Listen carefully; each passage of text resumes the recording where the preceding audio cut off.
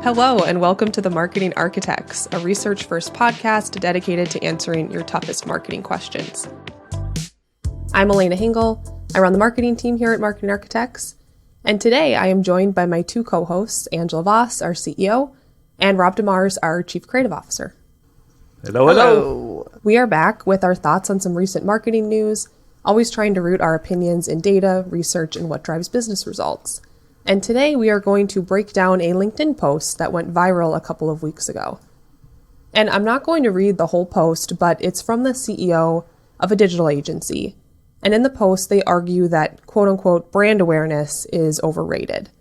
They say, unless you're a Coca-Cola type of company, pouring your money into brand awareness campaigns is like throwing your money into a black hole.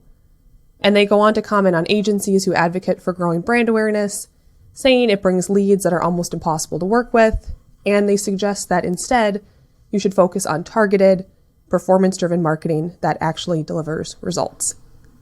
And it's probably not super surprising to hear that this caused a pretty heated debate in the comments section, and we are going to talk through some of the back and forth that took place on that post. But I really want to avoid piling on to the post in particular too much because I think the author got plenty of feedback already to the post. However, I would like to talk about the point of view in general because I see the same kind of message pop up on my LinkedIn or within conversations with other marketers, really frequently. I don't think it's an uncommon belief system. So Ange and Rob, I would love to know just your initial reaction to this. Well, I'll start off, I guess. I empathize with the writer a little bit, not because I don't believe in branding. I think we absolutely do. But how you grow up is how you grow up in marketing. I grew up in performance marketing. A lot of us did at Marketing Architects, first in digital, then we were in radio, then we were in television. And I think that, say 10, 15 years ago, coming from that performance marketing background, I could have said something similar to this. In fact, I probably did. When you're in performance marketing and you've got just all this rich data of what's working and what's not, and then you hear of branding initiatives that are impression or TRP and awareness based. If you love data and math, you really feel like you have it right, And one day you get a little punchy and you kick out a LinkedIn post on the topic and all of a sudden you're viral. But my views on this topic have dramatically evolved as I matured as a marketer, as I, more researched marketing, imperial science. I get how it happens, though. I disagree with the idea that brand awareness is overrated in a big way, but I can see how it can happen. Yeah, I found that post fascinating on a handful of levels. First of all, if she's a performance marketer, that's what she says, she achieved her goal. She had 1,000 comments on it. She had it was a very clickbaity headline to grab the attention of marketers out there on a very divisive topic. But I thought it was really interesting what it uncovered. When you look at it, had over 1,000 responses on it. And all the people that commented were very critical of her perspective. However, it also had hundreds and hundreds of thumbs up on there. And I felt like there's almost like this silent minority that was appreciating the fact that someone was kind of standing up for the performance marketing side of the business. So I just thought that in and of itself was fascinating. But where I think personally she nailed it is with one word, and that was overrated. And I think that's where the debate comes in, is sometimes brand is over-indexed by people in terms of its importance. And that's not to say it's not important, because it's extremely important. But is it potentially overrated as it relates to what's best for your campaign and how that mix of performance versus brand works? Because performance marketing can often be seen as the ugly sister, right? It's not as fun, it's not as interesting as brand work, but it's really oftentimes the muscle behind a brand. And so how do they work together? So I love the debate. I thought it was really interesting to see just how polarizing it was, but also to see that I think there were a lot of people that really appreciated her standing up for it. I think perhaps she went a little too far in some of her opinions, in my opinion, but it definitely stirred up a great debate. Yeah, and Rob, I liked what you said about the people that were supporting the post that weren't necessarily commenting, But that post did have a lot of likes. I noticed that too. It's not that it didn't do well. It's just that the people who were commenting, the common belief was that they were disagreeing with her. So when I saw this post, I thought that this is a perfect opportunity for the podcast, because I think we can tell by all those likes, this is a point of view that's, I think, is more prevalent and more common than we think in marketing. It comes up a lot, and we're really here to help marketers sort through this type of post, to be honest, to determine what should I really be focused on if I want to drive business results. And I do think that, like I said, this point of view is around more than we think. And oftentimes it's marketers are almost, I don't want to say forced, but they're kind of led into it by businesses who want to know what is happening with every single dollar I put into marketing. So sometimes I think it's not even that the marketers themselves believe this stuff, but it's how they're sort of defending their worth to the C-suite and defending their business results. Well, and if you think about how much from an investment standpoint goes into digital, it's interesting, right? That the majority of the comments were focused on, a rebuttal to her case versus that silent minority that you talk about. Where were they? Like, there's so many digital marketers out there. Like, right. Where was the defense? And I think that's where people go, oh, well, it's maybe it's not as cool or it's not as sexy, so they don't want to be the ones that are up there, advocating for it in a public forum, but they believe it. It's fascinating. Well, I don't have the bravery to jump into those comments and defend digital marketing after the bloodbath that was taking place. But speaking of, digital and what drives business results, I thought it might be helpful for listeners to define brand awareness, because I felt like in the comments there was some misunderstanding of brand awareness. And really, brand awareness, it's just the percentage of people who've heard of your brand. And while the author of this post, she calls out brand awareness, I do think that she was more talking about brand building in general. And brand building really goes beyond just raising awareness of your brand's name, while that is a part of it. So I thought it might be helpful, Rob, if you wouldn't mind walking us through brand, because it can start to feel really fluffy. So I'd love to know just your opinion on brand and what are some ways that you could actually track and measure something as fluffy as brand growth. Yeah, there's definitely a cornucopia of ways that people look at how they can measure brand. Particularly for our brands, we invest our own dollars in brand studies because we do think it's that important to have some metric underpinning in addition to the the deterministic data that we're tracking as well. So when we launch campaigns, we're always running an aided and unaided brand study, and then we continue throughout the year to repeat those tests to look at movement. But there's other things as well that folks want to look at. Net promoter scores are often very important for people. There's also modeling that can be used to calculate the brand value, which I think is actually super interesting. When you look at Apple, they're valued at something like $950 million for their brand. And, obviously they're a multi-trillion-dollar company, but the brand alone is valued at $950 million. So as fluffy, like you said, Elena, is something this brand can be, there's actual ways to calculate its value in the marketplace. We got the Apple reference in, Rob. I did. We always need that. You have to mention Apple at least once. I mean, it's absolutely. I'm on a roll. Can't break the chain. Yep. But I think too, for coming from the performance marketing side, some of those brand preference, purchase intent, brand attributes are harder for digital marketers to get behind. That's the fluffiness, right? They're like, okay, well, that's great, but when is it going to drive sales? Is that just a hope and a dream that someday that's going to pay off? And a metric that I like that it's not new, but it's surged, I think, in popularity recently with some of the research that has been done that helps, I think, a digital marketer better quantify kind of the moves that might be made in brand would be share of search. And that just really represents the percentage of search volume for a particular brand relative to the total search volume for all brands in that specific category or market, and can be a valuable indicator of a brand's health and its potential for future growth, right? What could market share look like? So that's one that we kind of lean into as well.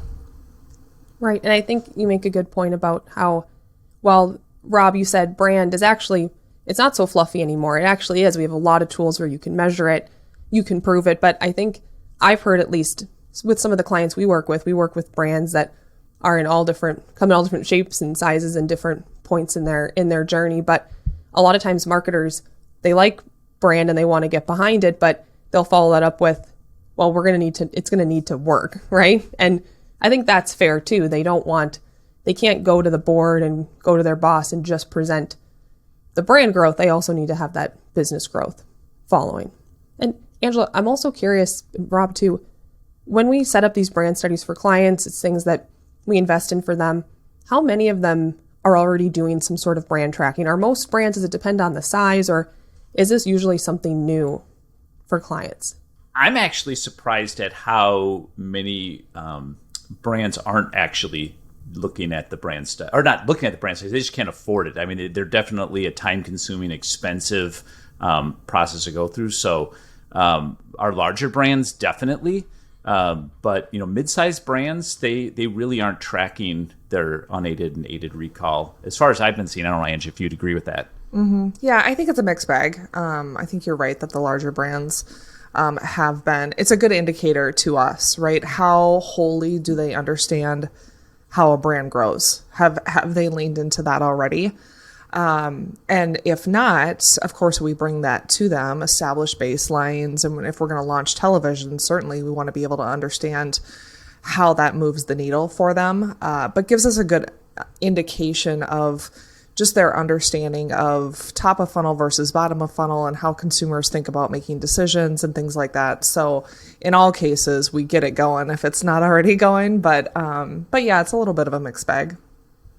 Right. And that's a pretty good tee up into what I think is going to be the best part of this episode, which is, now that we have an idea of what exactly is brand, let's dive into really the debate of the post, which is, how should marketers invest in order to drive results, in order to grow their brands, their businesses? And I was hoping you could walk us through, what does the research tell us about how to grow your brand?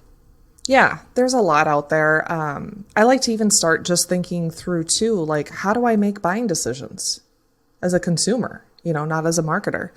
But when you do look at the research, you'll find that brands grow primarily by building mental availability. They need to ensure physical availability, and they need to be distinctive and memorable in their marketing. And so mental availability is really creating a strong presence in a consumer's mind. We need to consider how consumers process information, how they make decisions. Using Daniel Kahneman's verbiage, this is appealing to both system one thinking, right? That's fast, instinctive, emotional. You're not thinking about it. You're just doing. What am I going to eat? Am I going to grab a water, or am I going to grab a Coke? And system two would be more slow, deliberative, rational thinking. And so by crafting marketing messages that resonate with both the emotional and rational sides of consumers, brands can really forge stronger connections and increase the likelihood of purchase. When we think about physical availability, that refers to the extent at which a product or a service is easily accessible, readily available for consumers to purchase.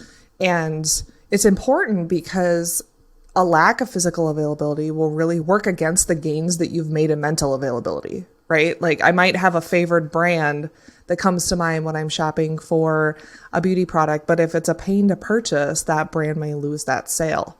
So this is thinking through your distribution channels, your geo coverage, your stock availability, shelf placement, even decisions like, will we offer free shipping, and how long will that shipping take? That's a consideration of convenience.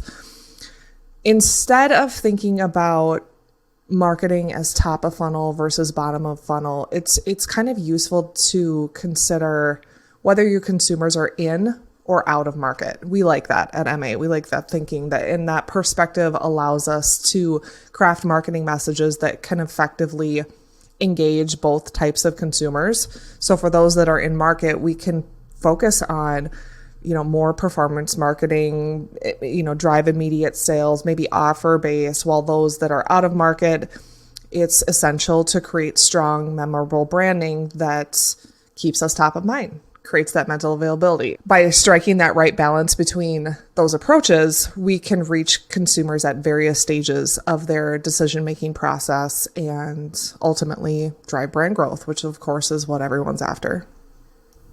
Right. And one thing that we really like about TV is that it can do both, right? It can reach those consumers that are in market and out of market all with one channel. All with one channel, and even in some cases, in a lot of cases, I would say even all with one message, which is another whole highly debated topic that could take a whole podcast, I think. If you're a marketer, you already know TV advertising is powerful, but launching TV is not exactly easy. That's why Marketing Architects rebuilt TV advertising to help brands drive profitable growth. Introducing All-Inclusive TV, a revolutionary approach to TV advertising where all you pay for is media. Marketing Architects provides everything else needed for success, from stunning creative to results you can trust. Visit marketingarchitects.com to learn more. I wanted to call back to something you said about physical availability. I saw something interesting on LinkedIn the other week about how now physical availability also matters online. And while some people think of paid search as marketing, I think it was Byron Sharp was arguing that really that's like physical availability now. Just how do you show up when consumers are searching for you, not in store, but now online where a lot of us are searching. Totally. He called it shelf space. This is no different than shelf space. Like, don't be on the bottom shelf. Don't be on the top shelf. Like, shelf placement matters, even in digital environments like search. How does that show up, physical availability in digital? What does that look like? I mean, is it purely the placement of, you talked about shelf space. Is it where you're showing up on on Amazon or on a particular site? Like, what does that look like? Yeah, absolutely. I mean, I think search is a big one. Amazon would be a big one, just considering, I don't know what the latest stat is in terms of how many searches start on Amazon, but I know for me it's a lot. So being there, and that's hard for brands sometimes. Will I work through Amazon or not? What are the margin considerations for my brand? That's a big decision. But even once you have that consumer on your website, we still need to be convenient. Good job, we got them there, right? But how do we reduce as much friction as possible in the funnel of the website to ensure that's where things like free shipping come in? How long will that shipping take? How do we motivate the consumer to buy today versus just checking them out? Buy now with one click. Mm-hmm.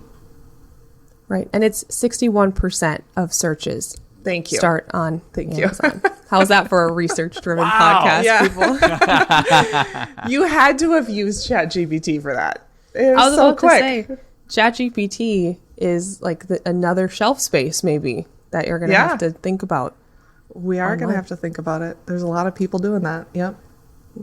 So, Ange, I have another question for you. This all sounds great, thinking about in-market versus out-of-market, and we talked a lot about balancing the short and the long term.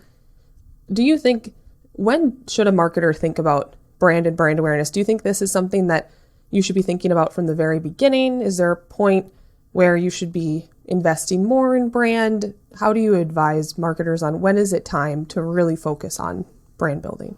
Yeah, I think it's the mindset of brand. If you're thinking of brand as, well, I need to be on television, of course that's going to come a little later. But as early as possible, even if your initial focus is on performance marketing, which most brands are at the early stages, performance marketing is crucial for driving those immediate sales, generating measurable results, but building a strong brand is essential for the long-term success and for sustainable growth. And I think it's really important to consider that with the absence of a brand, or with the absence of brand awareness, it's such a loaded word, your product and your consumer's experience becomes your brand, right? You need to get that right. You need early evangelists. So use your early performance marketing channels and efforts to test and determine what your distinctive advantage would be. If you're a challenger brand, where's your white space? I think is it Seth Godin that talks about building that initial tribe of people that will follow. Because I do think that as an entrepreneur, it's easy to go, right now it's all about minimal viable product to see if I've got something that works. But really that experience is so much of what is going to drive your brand in the future. It's not just about your logo and your brand standards. It's about, how are you building a product that people will follow? Totally. You're creating a movement, right? And then once you have that, start to look at channels that can be both branding channels and performance channels as a means to start to talk to that out-of-market consumer so that as early as you can, you're building that mental availability with future consumers. Right. And you need that in order to grow. And I think that I might let Byron Sharp wrap this episode up for us. As he does, he left a very interesting comment in this LinkedIn post that we were talking about. And he said, "It's impossible to grow without building mental and physical availability assets. Buying sales with activation is not a path to growth. And no, you don't need huge budgets for advertising to build mental availability." That's it for this episode of The Marketing Architects. You can connect with us on LinkedIn, and if you find our show valuable, please leave us a rating and review. And if you want to know what the research says about some recent news, you can contact us at marketingarchitects.com/podcast. Now go forth and build great marketing.